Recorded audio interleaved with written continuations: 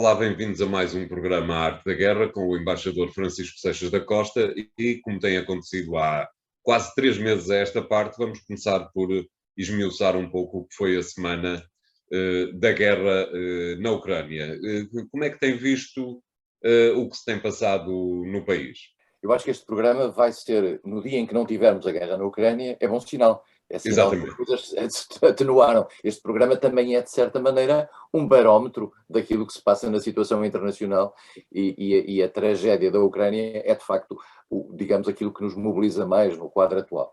Claro. Esta semana é uma semana em que, eu diria, a contraciclo daquilo que vinha a acontecer há uns tempos a esta parte, os russos terão tomado a ofensiva e, em particular, na zona que, de acordo com a narrativa russa, é aquela que constitui a sua principal prioridade, isto é, o leste da Ucrânia, a zona de Donbass, onde estão as duas repúblicas separatistas, Donetsk e Lugansk, os russos estarão a avançar. Estamos também a ter de perceber que se trata de uma zona próxima da sua fronteira com a Ucrânia, e, portanto, a maior facilidade de movimentação de tropas e de trazer novos reforços relativamente àquilo que eram as forças já bastante desgastadas dos primeiros 3 meses de guerra, começa a fazer sentido.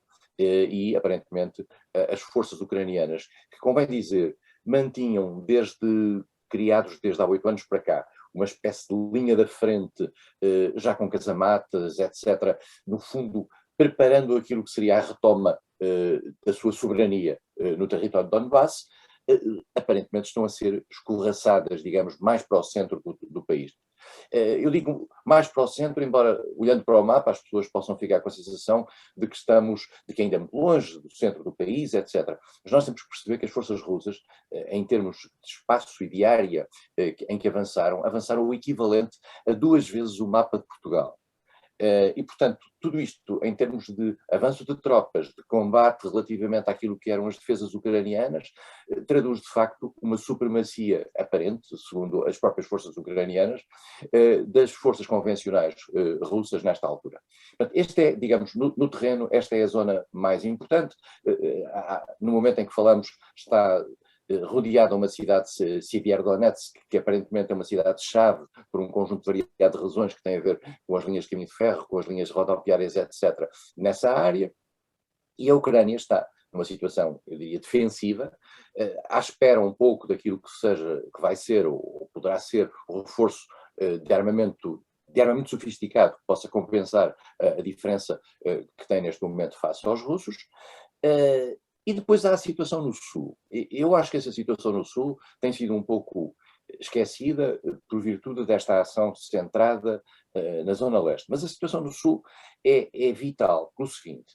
A Rússia procurou, em primeiro lugar, passar Mariupol e fazer uma ligação, no fundo, entre a Zona Leste e a Crimeia.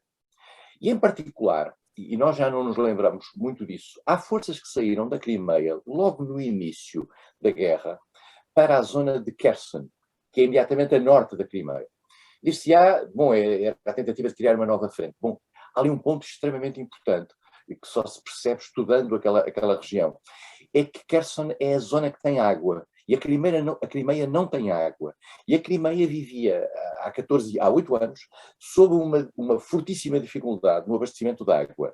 A tomada imediata da zona norte à Crimeia, portanto que no fundo é a zona sul da Ucrânia, permite à Crimeia ter água e segurar a água. E por isso mesmo os russos fizeram ali uma espécie de um novo país. Já falámos aqui, a República de Kherson, que nós nunca tínhamos ouvido falar que houvesse uma reivindicação nacionalista na República de Kherson. Pois já criaram, é uma república onde havia de facto, é uma zona onde havia de facto muitos russos, isso vê-se aliás pelos mapas eleitorais do passado, nas zonas pró-russas e nos candidatos pró-russos, é hoje muito evidente isso. E a Rússia está ali a tentar criar uma testa de ponte. A dúvida é se essa testa de ponte é apenas para segurar essa área ou se pretende ir mais para o Ocidente e tomar Odessa. A doutrina divide-se nessa matéria, há quem diga que pretende tomar Odessa e pretende depois fazer os 200 e tal quilómetros que levam até à Transnistria, que é uma faixa no ocidente da Moldova, onde há uma república separatista da Transnistria, e que é pró-russa, que já pediu até para ser integrada na Federação Russa, que seria uma espécie de uma ilha, nesse caso, mas se tivesse essa testa de ponte, deixaria de ser uma ilha, passaria a ser uma espécie de ligação completa. E essa ligação a acontecer, e essa digamos, a possível tragédia da Ucrânia, significaria que a Ucrânia ficaria sem acesso ao mar. E ao ficar sem acesso ao mar, naturalmente ficava desmunida de qualquer capacidade de utilizar a sua própria economia. E esta questão que temos vindo a ver nos últimos dias, que é a dificuldade da Ucrânia, que é um dos maiores exportadores do mundo de cereais, de conseguir chegar ao mar Negro, já que o mar de Azov já está totalmente na posse da Rússia, é fundamental para a economia da Ucrânia. A Ucrânia não tem maneira de fazer sair os seus cereais para a Polónia. E, portanto, há aqui, pode fazer alguns, mas não necessariamente para uma economia que viria daquilo. Claro. E, portanto, é uma situação muito, muito complexa. Portanto, este é o momento em que se começa a falar também de negociações. Houve uma intervenção muito polémica, aliás, o presidente Vladimir Zelensky reagiu a isso do antigo secretário de Estado americano, Henry Kissinger, que diz que a Ucrânia tinha que fazer concessões de natureza territorial e fazer uma acomodação com a Rússia. Zelensky, enfim, e era expectável, isso recusou e disse que Kissinger estava a ver a história à luz dos exemplos dos anos 30 e não necessariamente daquilo que é a atualidade. Portanto, se me permite interromper, só para lhe colocar uma questão exatamente que tem a ver com isso. É evidente que Zelensky reagiu mal às palavras do antigo secretário de Estado norte-americano, mas a pergunta é até que dia é que o Ocidente conseguirá não dar ouvidos a esse ex-secretário de Estado? António, há uma questão Aliás, se me permite, volto a interrompê-lo desagradavelmente. Depois dessas declarações, o presidente Macron e o chanceler alemão já ligaram diretamente a Putin para ver como é que estamos de cereais. É verdade, porque esta questão dos cereais era, pelos vistos, uma carta na manga que a Rússia tinha e que nós não sabíamos no início desta guerra. Ou pelo menos eu não sabia, provavelmente alguns especialistas poderiam saber. Mas a Rússia tinha nesta guerra esta arma, isto é, um embargo à saída dos cereais ucranianos. Ela já tem o embargo à saída dos seus próprios cereais. Ia criar uma dificuldade insuperável naquilo que era o fornecimento a países que vivem dos cereais desses dois países. A isto se soma uma história que eu também não sabia, mas que aprendi, é que a Índia, por uma questão de gestão interna do seu próprio abastecimento, decidiu criar limitações à saída dos seus próprios cereais, que também eram importantes para o mercado mundial. E há países, nomeadamente países africanos, que estão com a corda no pescoço e numa situação de fome iminente, pela simples razão de que não têm os cereais. E os cereais são uma base de alimentação fundamental para essas populações. Portanto, Claro. a Rússia jogou com isto e colocou ao Ocidente, em particular aos Estados Unidos, que no fundo são os donos do jogo, a situação de, então levantem-nos as sanções que nós deixamos sair os cereais. E é neste pequeno espaço que a Rússia está a deixar, neste momento, sair, embora seja um levantamento de sanções, sair os cereais por alguns corredores. Ao que parece, a União Europeia estaria disposta a fazer uma ida ao próprio Mar Negro, aí também com o problema das minas que estão espalhadas por ali, colocadas pela Ucrânia, como a Rússia tem as suas colocadas no Mar de Azov também. E, portanto, vamos ter ali uma situação complicada, delicada, mas que presume, de certa maneira, que já há qualquer coisa a negociar-se. Isto é, mesmo que seja paralelamente. Pode não ser um cessar-fogo, pode ser uma escape route para efeitos de natureza económica neste caso.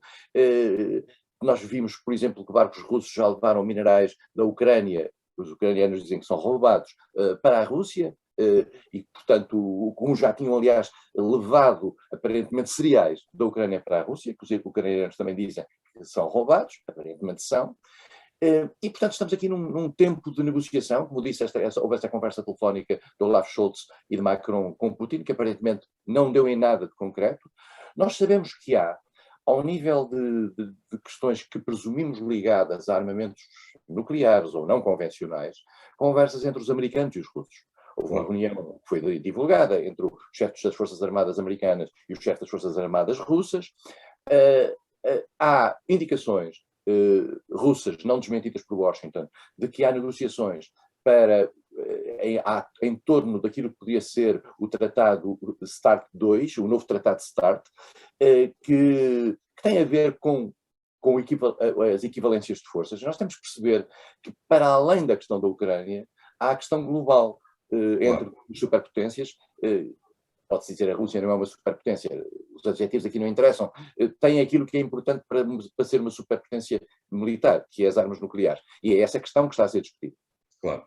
Portanto, estamos aqui num terreno ainda de alguma flutuação, não sabemos bem o que é que se está a passar nos bastidores, mas, por exemplo, este acordo para que haja uma missão protegida da União Europeia para chegar ao Sul, para poder levar os tais abastecimentos de cereais, é sinónimo que há qualquer coisa a falar-se, e nestas coisas de guerra, às vezes a melhor maneira é não utilizar, digamos, os canhões dos mídia e as coisas discretamente. Claro. Muito bem, vamos fazer aqui o primeiro intervalo do programa de hoje. Voltamos já de seguida com um novo tema. Até lá.